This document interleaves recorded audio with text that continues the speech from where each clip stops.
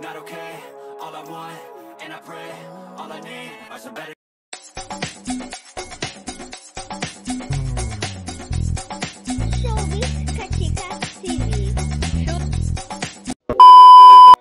Hello mga kachika!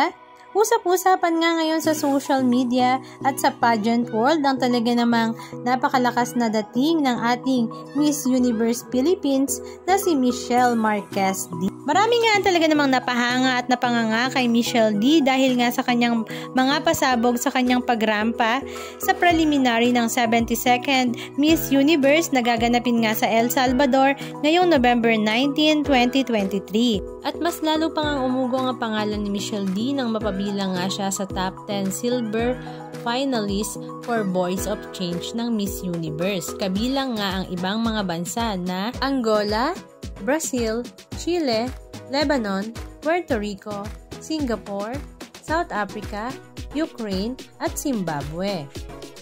At marami nga sa ating mga kababayang Pilipino ang sigurado na nga daw na makakasali si Michelle D sa top 10 semifinalist ng Miss Universe. Lalo't lalo pa nga na alam nila na marami nga ang nakuha nitong boto sa Pilipinas. Lahat nga ay talaga namang nakatutok at excited na nga sa Miss Universe na gaganapin ngayong linggo.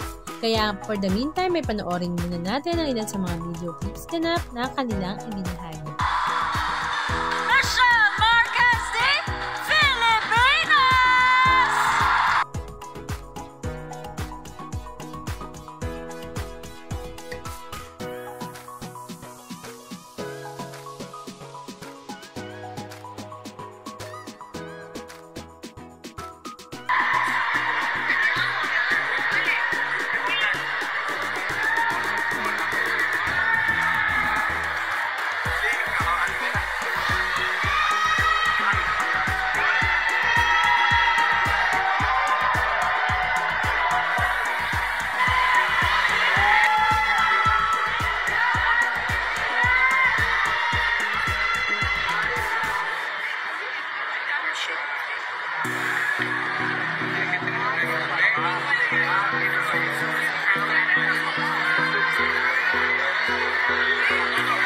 Hello, Universe!